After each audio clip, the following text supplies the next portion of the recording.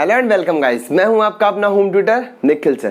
तो चलिए बात करते हैं हमारे आज के क्लास में पास्ट एडजस्टमेंट से रिलेटेड एक और क्वेश्चन के बारे में। जैसे कि हम लोगों ने अपनी लास्ट क्लास में क्वेश्चन नंबर 50 का बी पार्ट सीखा था, आज हम लोग क्वेश्चन नंबर 50 का ए पार्ट करने वाले। तो चलिए स्टार्ट करते हैं।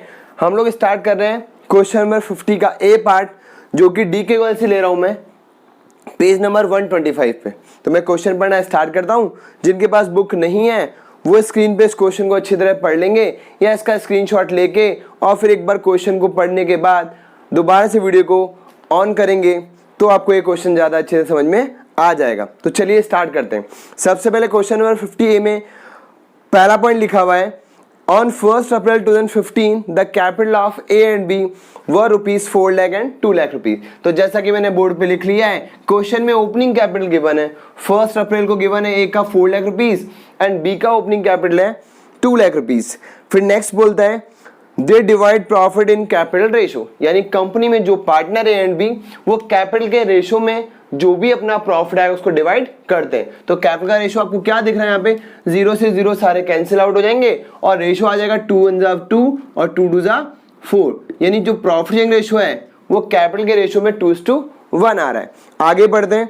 फिर बोल रहे हैं the profit for the year ended 31 March 2016 were 3 lakh rupees. जैसा कि मैंने यहाँ प्रॉफिट लिखा है कि कंपनी का प्रॉफिट 3 लाख रुपीज है और आगे लिखा है which has been duly distributed among the partners, यानी इस प्रॉफिट को इन दोनों पार्टनर ने क्या कर लिया, अपने प्रॉफिट शेयरिंग रेशियो में डिस्ट्रीब्यूट कर लिया।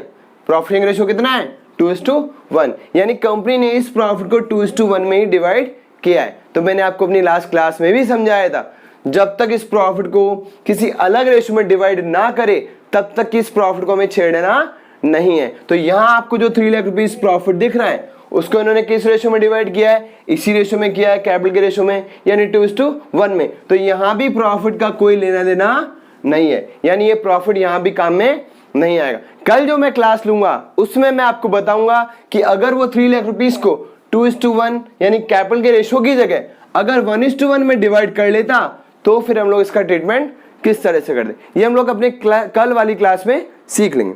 तो चलिए आगे बढ़ते हैं। तो ये बात क्लियर हो गई, 3 लाख रुपीज का यहाँ कोई भी काम नहीं है, यानी यहाँ पे इस प्रॉफिट का मुझे कोई लेने देना नहीं है। तो चलिए आगे बढ़ते हैं। फिर बोल रहा है but the following transaction were not pass through a book, यानी कंपनी में जो भी पार्टनर थे उन्होंने प्रॉफिट डिवाइड कर लिया और कुछ आइटम ऑमिट कर गए, यानी लिखना भूल गए। तो चलिए पढ़ते हैं। पहला आइटम है हमारे पास interest on capital at the rate 12% per annum. तो लिखना स्टार्ट कर देते हैं। सबसे पहला आइटम क्या है, इंटरेस्ट ऑन कैपिटल। कितना निकालना है, 12% पर एनम। इसका 12% निकालो, 12 4 जा 48,000 रुपीज। कहाँ लिखोगे, पहले भी समझाया था, सारे आइटम पार्टनर्स कैपिटल अकाउंट में क्रेडिट होते हैं, सिर्फ इंटरेस्ट ऑन ड्रॉइंग को छोड़ करके। सिर्फ इंटरेस्ट ऑन ड्रॉइंग ही क्या होगा, डेबिट होगा, अदरवाइज सारे आइटम क्या होंगे, क्रेडिट होंगे। तो लिख लेते हैं, 12% निकाल लेता हूं मैं। तो 12% कितना हो गया इसका, 12 4 जा 48, तो लिख लिया मैंने 48,000 रुपीज क्रेडिट में। फिर इसका भी 12% निकाल देना है, 12 2 जा कितना हो गया 24, इसको भी मैंने क्रेडिट कर दिया 24,000। और मैंने अपने कॉन्सेप्ट वाले में आपको समझाया था कि अगर ये पार्टनर्स कैपिटल में क्रेडिट है तो फर्म के अकाउंट में जाकर क्या हो जाएगा, ये डेबिट हो जाएगा। इन दोनों का टोटल कर लेते हैं, 72,000 आ गया। तो यहां क्रेडिट किया तो फर्म के अकाउंट में इसको मैंने डेबिट साइड में लिख दिया है। चलो नेक्स्ट पढ़ते हैं। इंटरेस्ट ऑन ड्राइंग क्वेश्चन में गिवन है, तो इंटरेस्ट ऑन कैपिटल के बाद नेक्स्ट आइटम जो देना भूल गए वो है इंटरेस्ट ऑन ड्राइंग। लिख लेते हैं इंटरेस्ट ऑन ड्राइंग। मैंने अभी भी समझाया था, ये आइटम सिर्फ डेबिट होने वाला है। अमाउंट कितना है मेरे पास, 12,000 तो ए के अकाउंट में डेबिट कर दिया और 10,000 रुपीज बी के अकाउंट में डेबिट कर दिया। अब ये ए और बी के अकाउंट में अगर डेबिट हुआ है तो इनका जो टोटल आएगा कितना हो गया, 22,000। ये फर्म के अकाउंट में क्या हो जाएगा, क्रेडिट हो जाएगा। सॉरी, गलत जगह लिख दिया है मैंने, तो कहां लिखोगे इसको, क्रेडिट साइड में। अमाउंट कितना हो गया, 12 और 10 22,000 रुपए। अब क्या करोगे, अब नेक्स्ट आइटम ले लेते हैं। Commission due to be 20,000 rupees on a special transaction, यानी कंपनी जो है वो बी को स्पेशल ट्रांजेक्शन पे क्या दे रही है, कमीशन। तो लिख लेते हैं कमीशन, और ये कमीशन किसका है, बी का, तो लिख लेता हूं 20 कमीशन। तो यानी ए में तो कोई भी ट्रांजेक्शन नहीं हुआ, बी में वापस क्या करोगे, क्रेडिट कर लोगे। अमाउंट कितना आएगा, 20,000 रुपीज। तो जो पार्टनर के अकाउंट में क्रेडिट हुआ है वो फर्म के अकाउंट में क्या हो जाएगा, डेबिट हो जाएगा 20,000 रुपीज। फिर नेक्स्ट आइटम पढ़ लेते हैं, A is to be paid a salary of rupees 50,000 rupees. अब ए को कंपनी सैलरी दे रही है, तो नेक्स्ट आइटम हो गया हमारा सैलरी, 50,000 दे रही है ए को। तो पार्टनर्स के कैपिटल अकाउंट में क्या होता है, हमेशा सैलरी क्रेडिट होता है। सिर्फ ए के अकाउंट में तो बी में कोई ट्रांजेक्शन नहीं हुआ। इसके अकाउंट में अगर क्रेडिट किया है तो फर्म के अकाउंट में जाकर के डेबिट हो जाएगा 50,000 रुपीज।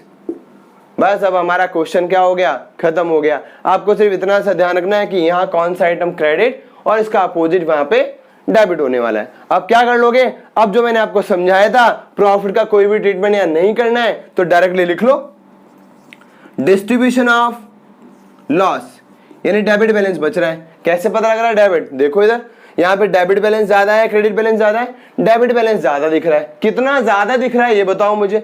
अब देखो इस सब का टोटल करना और इस सबके टोटल में से क्रेडिट वाला टोटल माइनस कर देना। क्रेडिट में तो एक ही आइटम है 22,000 रुपीज, इन सबका टोटल करोगे, इन सबके टोटल में से ये टोटल माइनस करोगे तो डेबिट बैलेंस अपने आप ज्यादा बच जाएगा। अब ये निकालोगे कैसे, अब इसको ऐड करने के बाद ये माइनस करोगे, थोड़ा भगवान ने दिमाग भी दिया है तो उसको यूज कर लो। कितना माइनस करना है, इनके टोटल में से ये माइनस करना है। तो मैं ऐसे भी तो कर सकता हूं दिमाग लगा के कि 20 में से 20 बराबर हो जाएगा, यानी अपने आप माइनस हो जाएगा। अब 2,000 और बच गए तो इसमें से 2 और उड़ा दो, 72 में से 2 गया तो कितना बचा 70,000। तो क्या हो गया 70, ये इसमें एडजस्ट हो चुका, तो 70 और 50 कितना हो गया 1,20,000 रुपीज। ऐसे समझ में नहीं आए तो टाइम आपस में आप क्या कर लेना, पास कर लेना, इसका टोटल करना, इसके टोटल में से ये माइनस करना, तो भी 1,20,000 रुपीज ही आने वाला है। तो मैंने आपको समझा दिया कैलकुलेशन किस तरह से करोगे तो आपके मार्क्स एग्जाम में अच्छे आएंगे और पेपर आपका कभी नहीं छूटेगा। तो कर लेते हैं हम लोग distribution of loss debit balance, क्योंकि यहाँ डेबिट बैलेंस ज्यादा बच रहा है 1,20,000 रुपीज। तो लिख लेता हूं डिवीजन या distribution of loss 1,20,000 rupees in profit sharing ratio. अब मैंने आपको पहले भी समझाया था, फिर बताया था, यहां चलता है अपोजिट।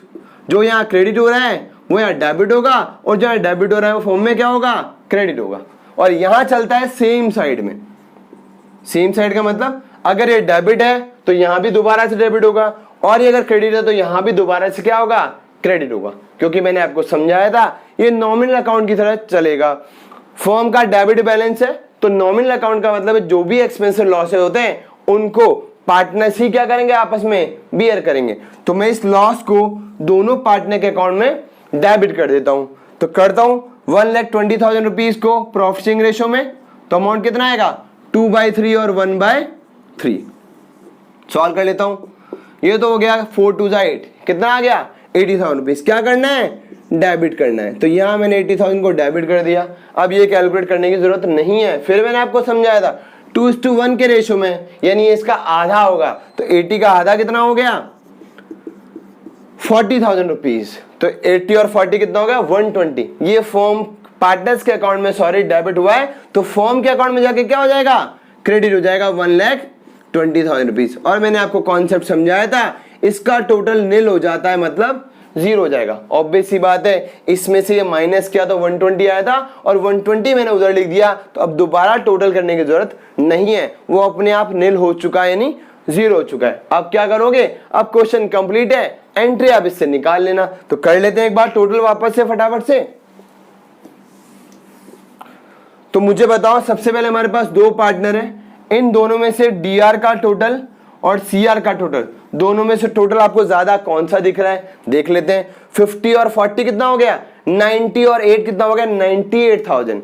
ये तो आ रहा है क्रेडिट साइड 98,000। इसका टोटल कितना आ रहा है 80 और 10, 90 और 2 92। तो 92 ज्यादा है 98, ऑब्वियस सी बात है 98 ज्यादा है। और कितना ज्यादा है 92 से 98 6,000 रुपीज ज्यादा है। और कौन सा बैलेंस ज्यादा है, ये क्रेडिट बैलेंस। तो लिख दिया मैंने क्रेडिट साइड में। अब इसका टोटल कर लेते हैं। इसका टोटल आपको कितना नजर आ रहा है 40 और 10 कितना हो गया 50, और इधर कितना आ रहा है 20 और 20 कितना हो गया 40 और 4 कितना हो गया 44। तो डेबिट बैलेंस है 50 और क्रेडिट बैलेंस है 44। तो बताओ डेबिट ज्यादा है क्रेडिट ज्यादा है, ऑब्वियस सी बात है डेबिट ज्यादा है, क्योंकि डेबिट है 50 और ये है 44, तो कितना ज्यादा है डेबिट, 6000 रुपीज ज्यादा है डेबिट बैलेंस। बस ये क्वेश्चन कंप्लीट हो गया। एंट्री आपको बनानी आती है, यहां से एंट्री नजर आ रही है, बी का अकाउंट डेबिट करना है तो लिखोगे बीस कैपिटल अकाउंट डेबिट और 2 एस कैपिटल अकाउंट। अमाउंट हमारे सामने दिख रहा है 6000 रुपीज का लिख देना और 6000 रुपीज का लिख देना। आंसर जाके चेक करोगे तो हमारा आंसर एकदम सही आ रहा है। तो आपने देखा ये बहुत ही इजी है, सिर्फ आपको इतना सा ध्यान रखना है कि यहाँ क्रेडिट है तो इधर डेबिट, और अगर इधर डेबिट है तो उधर क्रेडिट। उसके बाद जो भी बैलेंस ज्यादा बच रहा है, डेबिट हो तो लॉस डिवाइड कर देना, क्रेडिट हो तो प्रॉफिट, दोनों पार्टनर में डिवाइड कर देना। और इसका टोटल हमेशा 0 आना चाहिए, ये बात आप जरूर से ध्यान रखोगे। और इसका ट्रीटमेंट मैं आपको समझा चुका हूं, कल मैं फिर वापस डिस्कस करूंगा कि इसको हम लोग कब और किस तरह से एडजस्ट करने वाले। तो चलिए मिलते हैं हमारी